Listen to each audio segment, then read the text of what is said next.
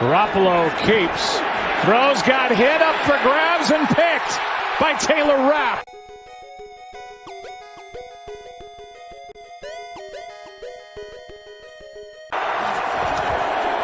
The hand here, first down, Samuel. Deebo is in for the touchdown. He gets it, gonna throw it, wide open, touchdown, 49ers. Garoppolo for Samuel, he's got it. Down near the 20. Watch Stafford go deep and picked off.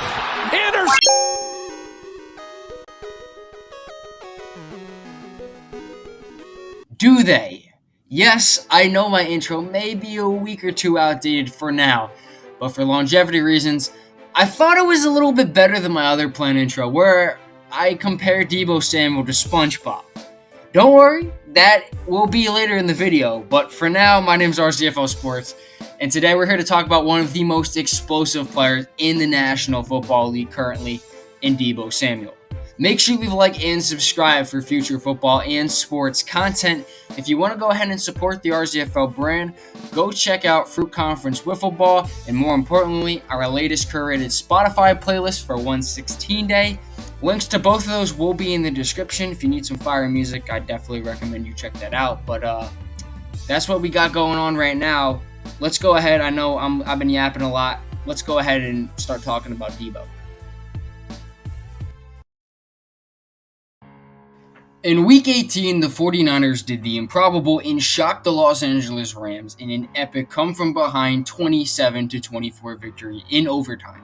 In this game, Deebo Samuel caught 4 balls for 95 yards, pounded the rock 8 times for an additional 45 and a touchdown on the ground, and even threw a 24-yard touchdown pass to Jauan Jennings. That means he accounted for 164 total yards of offense and 2 scores. That is utterly insane. Now, this game was a 100% A-team win by San Francisco. I mean, Brandon Ayuk balled out, Jauan Jennings caught 2 TDs, Elijah Mitchell ran well, Robbie Gould had to punt and did it to a T. The 49ers defense played lights out for the remainder of the game, and Jimmy G started throwing a much better football in that second half. I mean, this was definitely a team win, but a team win that was ignited by the spark of number 19 and the mastermind play calling of Kyle Shanahan. Let's just take a look at Deebo's touchdown pass to Jauan Jennings real quick. This is a play that exemplifies the power of Shanahan's play design and the threat Deebo poses to opposing defenses whenever he even steps foot on a football field. Running back Jeff Wilson is going to go in motion across the field to give the appearance that this is going to be a zone run to the right, and he will be Deebo's lead blocker. San Fran has done this all year in a multitude of different ways. The linemen are all going to block right, and safety Jordan Fuller is going to take on Jauan Jennings as if it is a run play. He quickly abandons him in pursuit of Deebo as Jennings continues his route upfield. As Jennings continues, Jalen Ramsey is going to get lost in the sauce with his eyes in the backfield, and just this quarter second of hesitation is going to allow Jennings to streak wide open for a touchdown. Now, this doesn't get talked about enough, but Deebo Samuel throws this ball 30 yards with ease as he's getting hit. It seems like a very easy throw considering Jennings is wide open, but it was a great throw by Deebo. Now, why does the entire LA defense appear to think this is a run? It's because of Deebo Samuel and the Kyle Shanahan play design. I mean, the Niners do this all year, as I said before. If you take a look at this touchdown run against Minnesota, everything is practically the same, except for the only difference is instead of a wideout, you have Juszczyk in the backfield at Jimmy G's side. I mean, yes, there are clear differences on these 2 plays, but this is a huge reason why the entire Rams defense is going to pursue Deebo. It's because they've seen it before and they know the threat Deebo poses whenever he gets the ball in the backfield. Now, I'm not an expert in the film room by any means, so that's all I could do really in this department. I'll have some links to some better film videos in the description if you guys actually want an actual film breakdown on Deebo. But I think you get the point. Deebo is an elite playmaker. But how elite is he at each position? We'll start in your typical box score stats. As a receiver this year, Deebo put up 1,405 yards on 77 catches, making 6 trips to the end zone along the way. That's crazy. If we take it a step further, he averaged a whopping 18.2 yards per catch, which led the entire league among all qualifying players. He ranked 3rd in the league with receptions of 20 or more with 23, and was tied for 1st with receptions of 40 or more with 9. This man is a big play machine. Add that he did all of this in your standard 16 games because of a groin injury, and that he posted the league's 4th highest yards per game at 87.8, and there is more than just a case to claim that Deebo is a top 5 receiver alone with this information. How did he do all of this? Yards after catch. Yak, my brosif. Playing in an offense that is designed to get the ball to playmakers in space, and improving significantly in his route running ability, no one had more yards after catch per reception than Deebo Samuel. At 10.2 yak per reception, Deebo took home this crown with ease. How impressive was this? I'm glad you asked. According to the Next Gen stats, Deebo was 13th in expected yards after catch per reception at 5.2. Now, 5.2 is definitely a very high number, and this shows how amazing Shanahan's offense is at getting his players open. However, as you may notice, there is an additional 5.2 yard gap between where Deebo was expected to get and what he actually got. And that 5.2 yak per reception over expectation is the league lead, which, I mean, no surprise there, right? But really, this shows how crazy Deebo's ability to add what Shanahan gives him. He isn't just an explosive player because he's got a good coach. He's an explosive player that makes the most of his situation. It's like Kyle Shanahan is like a little lighter, provides a spark of offense, and Deebo Samuel's hairspray. And when you combine the two, you get a flamethrower. Yeah, I just used that metaphor. But even with Deebo not being on par with other people like Cooper Kupp and Devontae Adams and Justin Jefferson's route running abilities, he's still able to put up these monster stats and still able to just light up opposing defenses game after game because of how good he is of creating yards after the catch and how good he is in using what Kyle Shanahan creates for him. Then comes Deebo as a running back. In Week 10, Kyle Shanahan decided to get a little bit more creative with his hairspray weapon. Doubling as a running back, Deebo became extra inflammatory hairspray. Why am I using this metaphor? I do not know, but it's in here, so we're using it.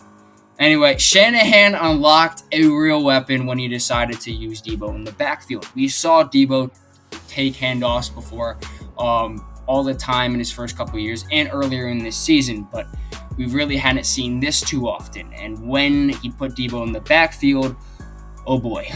What resulted was a multi-touchdown game against the division rival Rams to keep the Niners afloat in the playoffs race. Shanahan would never look back, lining Deebo up in the backfield 80 times on the year, ranking 2nd in the league among receivers. And a day where it seems so many wideouts are getting the ball on the ground, his volume is so much higher compared to any real receiver. I'm sorry, Ty Montgomery. Deebo made the most of those backfield snaps, carrying the rock 59 times for 365 yards, 1 for every day of the year, and 8 rushing touchdowns. Yes, 8 touchdowns, resulting in 14 total scores from scrimmage. And if you want to add that additional passing TD, got the ball in the end zone 15 times. I think you've heard this by now, but if you haven't, those 8 rushing touchdowns were the most by a receiver in league history, as Samuel passed Lenny Moore's legendary 1961 season in Week 18. Only 2 other receivers in NFL history have even eclipsed 5 touchdowns rushing-wise as a receiver, making this feat even more applaudable. If we look more than just Deebo's ability to score from the backfield, he was able to average 6.2 yards per carry, Only Josh Allen and Rashard Penny averaged more with at least the same number of attempts as him. If we continue on the impressive stats, Deebo has scored 7 rushing touchdowns of 10 or more, which is the most in the league according to PFF. He's had 136 rushing yards over expectation since week 10, which is where he started getting those running back snaps. Now, mind you, these two stats also include the playoff game against Dallas, but that's still insane. And that he's fourth in the entire league over that span in rushing yards over expectation as someone who carried the ball 61 times and played receiver. And I mean, that's just greatness. Finally, take that as 1,770 yards from scrimmage, are third in the entire league, only to Cooper Kupp and Jonathan Taylor. And I think you get the point. The dude is pretty good at the game of football. Deebo dominates and is an absolute force for San Francisco. His ability to produce comes from the fact that he's able to create offense through yards after catch and by turning runs that should result in 3 yards into 20-yard scampers into the end zone. I would just like to end this video by showing you how Deebo does what he does and that he is truly a generational player that I don't think people understand. The one thing that a lot of the football world doesn't seem to grasp is about how amazing Deebo's rare combination of speed and power is. Deebo Samuel is fast, way faster than people seem to give him credit for, like 4.48 40 fast. I researched the fastest ball carriers from every single team in every NFL game that was played this season on Next Gen Stats to see who led their teams in this category. Deebo Samuel led for the 49ers in 9 games. 9! Only Tyreek Hill and Jonathan Taylor led in more games, and Jalen Reagor also had 9. And this is a video for another day, but if Reagor actually starts learning how to catch a football, the Eagles do have something special with him. We'll just defend him real quick. He's really fast. Anyway, back to the main program. A majority of the league saw its leader being around 4 out of 5 games, and they all seem to have the same things in common. They were returners who easily got the ball in open space on kickoff returns, or backs who got the ball 20 times a game who could easily break big runs, or guys who were known for constantly hitting the deep ball, and that's about it. Deebo is literally none of those things, and he did it 9 times in 16 games. You can obviously that when we take a look at the Niners individually, his lead is a lot more. He starts to lead a lot more when he's getting snaps in the backfield, but still, a lot of these runs he's breaking are between 5 and 20-something yards. The only player in the NFL who can get those kinds of speed on those distances, like Deebo, as a running back, is Nick Chubb, who had 8 in 14 games. Shout out to the most efficient back in the NFL. That's my boy. Maybe Jonathan Taylor could do it, but a lot of his top speeds are on those big monster runs where he's running away from everybody. In case you needed to know any more reason that Deebo's fast, in the wild card game against Dallas, he hit 19 miles an hour on 3 separate occasions. That is crazy, especially as someone who looked at every single game this year. 19 miles an hour. There were plenty of games where teams didn't have a single ball carrier who hit 19 miles an hour, and he did it 3 times. Speed kills, but when you do combine it with Deebo's ability to break tackles, it becomes absolutely lethal. Deebo is 5'11", 215 pounds, which is the same exact frame as Rams running back Sony Michel. Any tackle he isn't able to run away from, he has a solid chance of breaking it. According to Football Reference, no other receiver in the league had more broken tackles on receptions than Deebo Samuel. And these don't even count the lazy arm tackle ones. Don't even get me started. You cannot arm tackle the man at all. This is my last crazy stat that I will leave everyone with. According to PFF, Deebo had 10 receptions with 10 plus yards after contact in the regular season. 10. The next closest player is Deebo's teammate George Kittle with 8. Put these two together, add in all their other weapons, their very solid defense, having Kyle Shanahan as their head coach and play caller, and these guys have a very serious chance to go far in the playoffs. I'm just going to say it. Niners all the way. I feel like I'm forgetting one thing. Oh yeah, I need to compare Deebo Samuel to SpongeBob. This is what I came up with. Deebo Samuel and SpongeBob have both been on Nickelodeon. They both have a small grievance with the entire state of Texas. and they both ripped their pants. Deebo Samuel ripped his pants on Nickelodeon and didn't win MVP. Are you kidding me? How do you rip your pants? What are these viewers even looking at? Like the first two, okay, Deebo on Nickelodeon, that's one thing. Every other NFL players on Nickelodeon in that game. But then, he has a grievance with the state of Texas, just like SpongeBob and Patrick. And then he rips his pants. I mean, add in that he caught 3 balls for 38 yards, ran the ball 10 times for 72 yards, scored a touchdown, had 110 yards of offense, hit 19 miles an hour 3 times. All that stuff's all dandy. But he ripped his pants and won and got 7% of the vote. I think you can see why this wasn't my intro. But anyway, thank you guys for watching. This was a longer video. I really appreciate everyone who stayed this long. Make sure you leave a like, subscribe, share this with anyone. You don't even have to like the person, just share it with them. And if you need any music, go check out our 116 day playlist. Those songs are fire. Anyway, this is RZFL Sports. Shout out to my boy Eric Scully. He's a 49ers fan. He's a great running YouTuber as well. This is RZFL Sports, signing off. Bye, guys.